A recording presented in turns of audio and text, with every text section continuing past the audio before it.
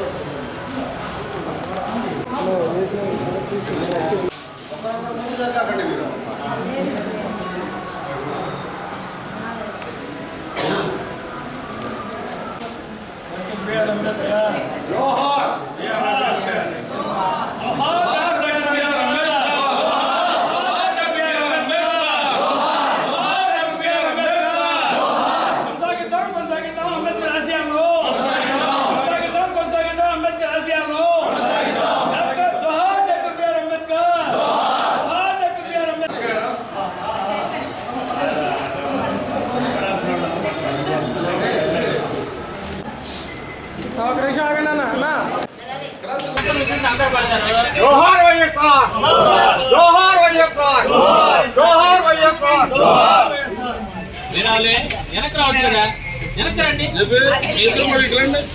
ఇట్రండి నేను నించోండి అందరూ వెనక పడతారండి जोहार వైఎస్ఆర్ जोहार వైఎస్ఆర్ जोहार వైఎస్ఆర్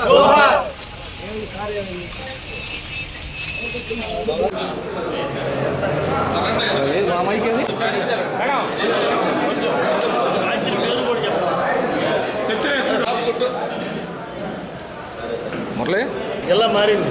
అందరికీ నమస్కారం. ఈరోజు భారతరత్న భారత రాజ్యాంగ నిర్మాత ప్రపంచ మేధావి అయినటువంటి డాక్టర్ బాబాసాహెబ్ అంబేద్కర్ గారి యొక్క 67వ వర్ధంతి సందర్భంగా మరి జిల్లా పార్టీ ఆఫీసులో వైఎస్ఆర్ కాంగ్రెస్ పార్టీ ఆధ్వర్యంలో మరి వారికి ఘనంగా నివాళులు అర్పించడం జరిగింది. ముఖ్యంగా అంబేద్కర్ గారు అంటేనే అందరూ బడుగు బలహీన వర్గాల ఆశాజ్యోతి అని అందరికీ తెలిసిన విషయమే. కానీ ఈ రోజున మనం రాజ్యాంగాన్ని ఒకసారి పరిశీలించినట్లయితే ఒక్క బడుగు బలహీన వర్గాల వాళ్ళకి మాత్రమే కాదు, మన భారతదేశంలో ఉండే ప్రజలందరికీ కూడా మరి న్యాయం చేసే దిశగా మన రాజ్యాంగం రూపొందించుకోవడం జరిగింది. ఎందుకంటే రైతులకి, అంటే కార్మికులకి, కర్షకులకి, మహిళలకు, ముఖ్యంగా మహిళలకైతే విద్య ద్వారాగానే సమస్తము సాధించవచ్చు అని చెప్పి ఒక నినాదంతో చదువు ఒకటే మన తలరాతను మార్చేది ఆయుధం అని చెప్పి మరి ఒకే ఒక నినాదంతో అంబేద్కర్ గారు ముందుకెళ్ళడం జరిగింది. మన అంబేద్కర్ యొక్క విగ్రహాన్ని చూస్తే కంపల్సరీగా వారి చేతిలో ఒక బుక్కు, పెన్ను కంపల్సరీగా మనం చూడడం జరుగుతుందండి. ఈరోజు ప్రపంచ దేశాలు కూడా వారి యొక్క గొప్పతనాన్ని గుర్తించాయి కనుకనే మరి లండన్లో అయితే వారి యొక్క మ్యూజియంలో మరి ఒక బంగారు విగ్రహాన్ని కూడా పెట్టి వారికి ఘనంగా మరి నివాళులు అర్పిస్తున్నారు. వారికి గొప్పతనాన్ని మరి చాటి చెబుతున్నారు. అలాగే మరి అమెరికా పార్లమెంట్ ఎదురుగా కూడా అంబేద్కర్ యొక్క స్టాచ్యూ పెట్టడం జరిగింది. అంటే అమెరికాలో పార్లమెంట్లో వారికి స్టాచ్యూకి ఏ రకంగా పెట్టారంటే ఒక మాట చెప్తారండి మీరే ముఖంగా, వెనకబడిన వర్గం నుంచి కూడా ఒక గొప్ప స్థాయికి వచ్చినటువంటి, అంటే ఒక భారతదేశ ప్రజల యొక్క తలరాత్రి మార్చే విధంగా ఆయన తయారయ్యాడు. ఒక వెనకబడిన వర్గానికి చెందిన ఒక వ్యక్తి అని చెప్తూ మరి వారి యొక్క విగ్రహాన్ని అక్కడ పెట్టి ప్రతి ఒక్కరు కూడా మనకి అసాధ్యమైనది అంటూ ఏమీ లేదు. మన చదువు ఒక్కటే మనకు ఆయుధం. ఈ రోజున బడుగు బలహీన వర్గాలు, ముఖ్యంగా ఎస్సీ ఎస్టీలు మరి పాత రోజుల్లో అయితే అంటే 100 ఏళ్ల క్రితం మనం చూసినట్టయితే మరి మూతికి ముంత వెనక మరి చీప్ తాటాకులు పెట్టుకుంటే వెళ్ళే పరిస్థితుల నుంచి ఈ రోజున అందరికీ కూడా మనం భారత రాజ్యాంగం ప్రకారంగా మనకి ఒక రాజ్యాంగ హక్కు ఏమిటంటే మన ఓటు హక్కుతో పాటుగా మరి పరిపాలించే హక్కును కూడా కల్పించారని అంటే మరి ప్రతి ఒక్కరు కూడా మనం అంబేద్కర్ గారికి రుణపడి ఉంటామని చెప్పడం ఎలాంటి అతిశయోక్తి లేదు. ఈ రోజున వర్ణధర్మ శాస్త్రాన్ని కూడా మరి అందులో ఉన్న లోపాలను ఎత్తి చూపి బ్రాహ్మణ వ్యవస్థని, కుల వ్యవస్థను రూపుమాపడానికి మరి కంపల్సరీగా అంబేద్కర్ యొక్క సిద్ధాంతాలు మరి మనకు ఎంతగానో ఉపయోగపడతాయి.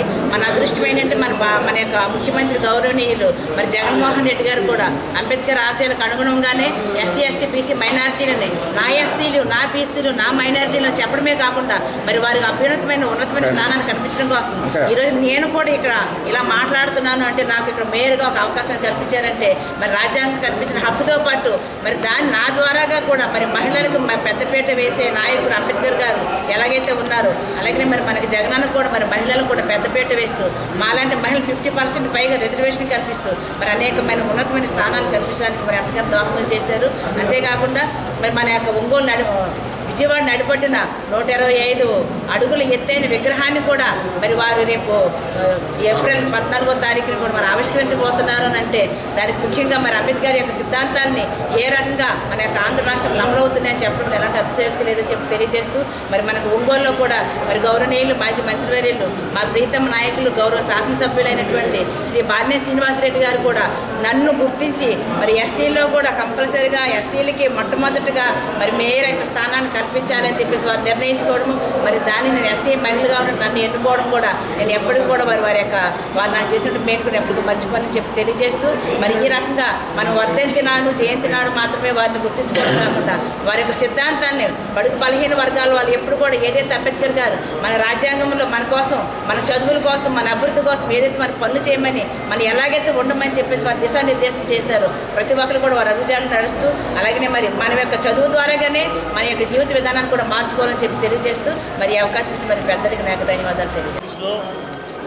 స్థానిక శాసనసభ్యులు మాజీ మంత్రివర్యులు బాలినేని శ్రీనివాసరెడ్డి గారి ఆధ్వర్యంలో భారత రాజ్యాంగ నిర్మాత డాక్టర్ బిఆర్ అంబేద్కర్ గారి వర్ధంతి సందర్భంగా ఘనంగా మేయర్ గారి నగర అధ్యక్షులు కటారి శంకర్ గారి ఆధ్వర్యంలో ఎన్ని ఏర్పాట్లు బాగా చురుగ్గా జరిగాయి, అభినందనీయం. మరి రాజ్యాంగ నిర్మాత గారి అంబేద్కర్ గారి వర్ధంతి సందర్భంగా 2 నిమిషాలు. అంబేద్కర్ ఆశయాలు నెరవేర్చాడు ముఖ్యమంత్రిగా ప్రసిద్ధికి ఎక్కిన వ్యక్తి వైఎస్ జగన్మోహన్ రెడ్డి గారు. ఆయన ఆలోచనలకు అనుగుణంగా అంబేద్కర్ గారు రాజ్యాంగం నిర్మించిన విధంగా ఆయన ఏ విధంగా అయితే రాత్రింబవళ్ళు మరి బడుగు బలహీన వర్గాల కోసం రాత్రింబవళ్ళు శ్రమించి రాజ్యాంగం రాశారు. ఆ రాజ్యాంగాన్ని అమలుపరుచిన వ్యక్తిగా జగన్మోహన్ రెడ్డి గారు కీర్తించారు. ఈరోజు మన విజయవాడలో మరి మన భారతదేశంలోనే ఎత్తైనటువంటి విగ్రహంగా అది రూపుదిద్దుకుంటుంది. త్వరలో జగన్మోహన్ రెడ్డి గారి చేతుల మీదుగా ఆ యొక్క విగ్రహం ఆవిష్కరించబడుతుంది. మరి బడుగు బలహీన వర్గాలకి ఆరాధ్య దేవుడిగా ప్రసిద్ధి కాంచిన అంబేద్కర్కి అంతటి ఘన నివాళులు అర్పిస్తున్నటువంటి జగన్మోహన్ రెడ్డి గారికి మరొకసారి కృతజ్ఞతలు జరుపుకుంటూ మరి ఒక్కసారి జగన్మోహన్ రెడ్డి గారికి అవకాశం ఇచ్చి 2024లో కూడా ముఖ్యమంత్రిగా మరి పీఠాన్ని అధిరోహిస్తే అంబేద్కర్ ఆశయాలు 100% నెరవేరుస్తారని ఆశిస్తూ సెలవు తీసుకుంటారు. ప్రకాశం జిల్లా వైఎస్ఆర్ కాంగ్రెస్ పార్టీ కార్యాలయంలో మరి గౌరవనీయులు పెద్దలు రాష్ట్ర మాజీ మంత్రివర్యులు గౌరవ శాసనసభ్యులు బాలినేని శ్రీనివాసరెడ్డి గారి పిలుపుతో ఒంగోలు ప్రథమ మహిళ గౌరవనీయులు మేయర్ గంగాడి సుజాత గారు, అలాగే పట్టణ వైఎస్ఆర్ కాంగ్రెస్ పార్టీ అధ్యక్షులు కటారి శంకర్ గారు, ఒంగోలు పట్టణ ఎస్సీ విభాగం అధ్యక్షులు గోపి గారు, ఇంకా మండల పార్టీ అధ్యక్షులు రాయపాటి అంకయ్య గారు, ఇంకా గౌరవ జడ్పీటీసీ సభ్యులు, ఎంపీపీలు, పార్టీ శ్రేణులందరి యొక్క ఆధ్వర్యంలో ఈరోజు ఇక్కడ డాక్టర్ బాబాసాహెబ్ అంబేద్కర్ గారి 67వ వర్ధంతి సందర్భంగా ఘనంగా నివాళులు అర్పించడం జరిగింది. అంబేద్కర్ గారి గురించి మనం ఎంత చెప్పుకున్నా కూడా చాలా తక్కువ.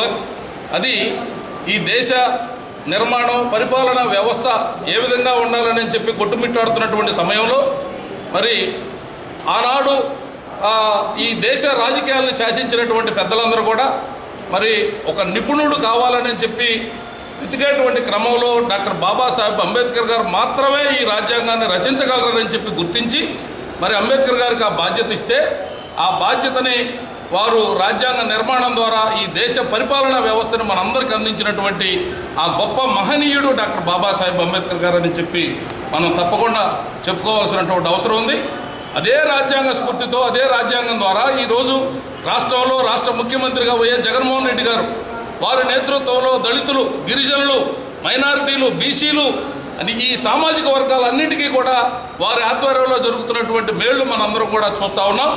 ఊరక మాటలకే, ప్రతిపక్ష నాయకుల్లాగా మాటలకే పరిమితం కాకుండా దళితుల పట్ల, దళిత గిరిజనుల పట్ల, పేదల పట్ల, బడుగు బలహీన వర్గాల పట్ల వారికి ఉన్నటువంటి ప్రేమకు నిదర్శనమే ఇప్పుడు విజయవాడలో ప్రారంభానికి సిద్ధంగా ఉన్నటువంటి 125 అడుగుల కాంస్య విగ్రహం త్వరలో ప్రారంభం కాబోతా ఉంది. మరి పేదల పట్ల వాళ్ళకు ఉన్నటువంటి అంకిత భావంతో పనిచేస్తున్నటువంటి ముఖ్యమంత్రి గారిని మరలా 2024లో మనందరం కూడా ఆశీర్వదించాల్సినటువంటి అవసరం ఉందని చెప్పి ఈ సందర్భంగా మనవి చేస్తూ, డాక్టర్ బాబాసాహెబ్ అంబేద్కర్ గారి ఆలోచన, వైఎస్ జగన్మోహన్ రెడ్డి గారి ఆచరణ మనకి కళ్ళకి కొట్టినట్టుగా కనపడతా ఉందని చెప్పి ఆ దిశగా మనందరం కూడా అంబేద్కర్ గారిని మరవకూడదు. ఇటు ఆయన యొక్క ఆశయాలు కొనసాగిస్తున్నటువంటి జగన్మోహన్ రెడ్డి గారిని, వారి నాయకత్వంలో ఉన్నటువంటి ఈ జిల్లాలో ఉన్నటువంటి వైఎస్ఆర్ కాంగ్రెస్ పార్టీ శ్రేణులందరం కూడా 2024లో పార్టీ గెలుపు కోసం కలిసికట్టుగా పనిచేద్దామని చెప్పి ఈ సందర్భంగా మనవి చేస్తూ ఈ అవకాశం ఇచ్చినటువంటి మీ అందరికీ ధన్యవాదాలు తెలియపరుస్తున్నాను.